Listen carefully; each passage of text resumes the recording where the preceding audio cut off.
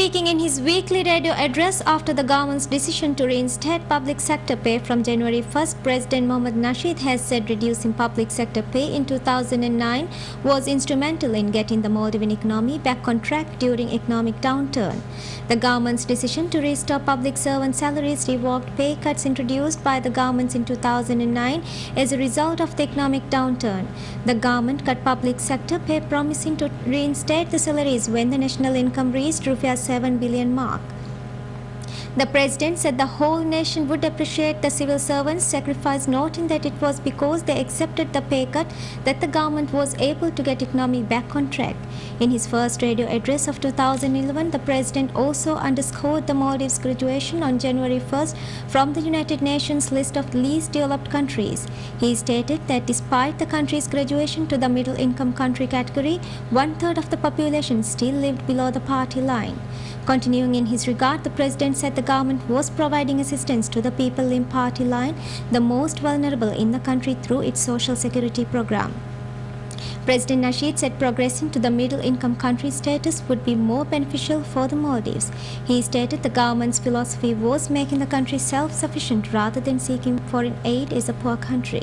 In addition, the president noted that the new academic year begins on Sunday, January 9th, after the annual school vacation.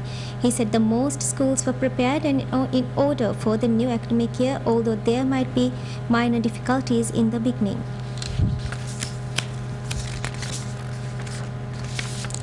The founder of DRP says if the disputes among the party members continue, it will affect the party adversely, creating the possibility to diminish the party's power.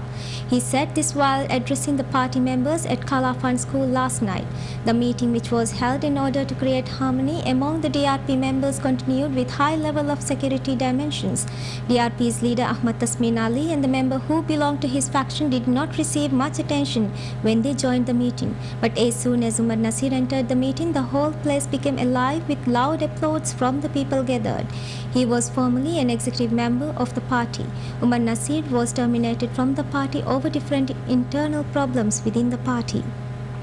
Founder of DRP, Maumoon Abdul Qayyum, former president of Maldives, entered the meeting with bodyguards safeguarding him. President Maumoon said even though there is disarray inside the party, the most important thing right now is to focus on the local council elections, and it is the responsibility of every member of the party to make sure of it. He also said if there is dispute among the party members, it will only benefit to the opposition parties.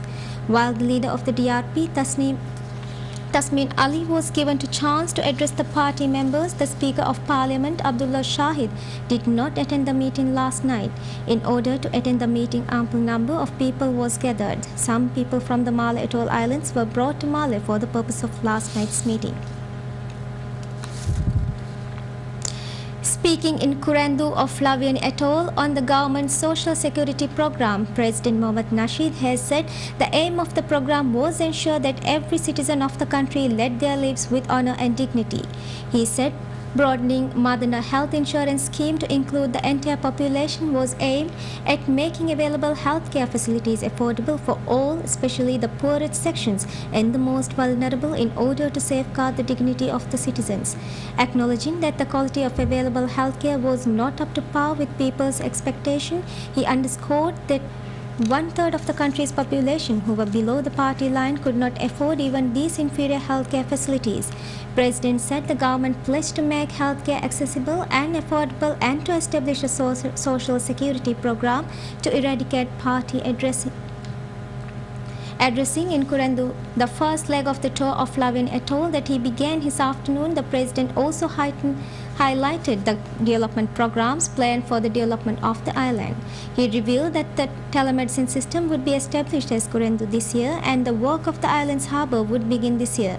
Later this afternoon, the president has arrived in Hinnavar of Flavian Atoll after concluding his Kurandu visit.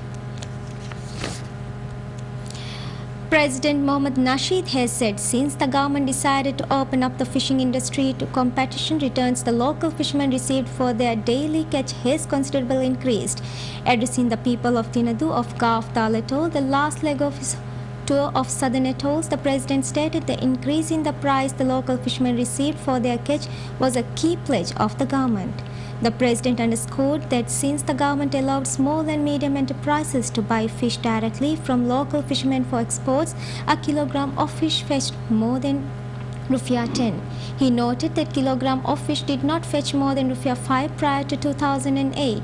In his speech at Tinadu last evening, the president also highlighted the importance and success of the government's social security program.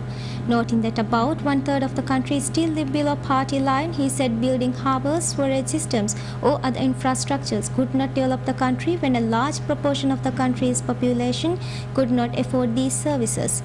The president said the objective of the government's social security program was to enable the poorest and most vulnerable people of the country to access the basic services available in the country. In his address to the people of Tinadu, the president also spoke on the government's education policy. He said the objective of the government's policy to create a well-rounded holistic education system was to create a well-informed individual who is vital for the overall development of the country. Over 80 students graduated from Mandu College last year. The graduation ceremony was held at Mandu College last night. Students who passed with highest marks were awarded Economic Achievement Medal.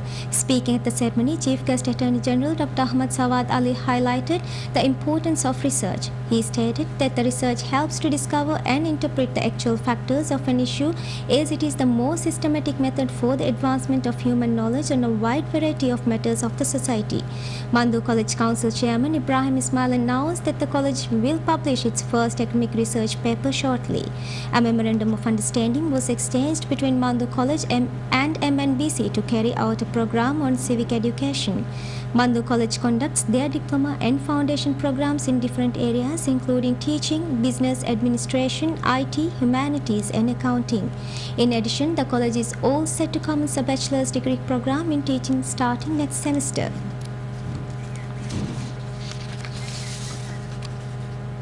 Now we'll take a look at the news from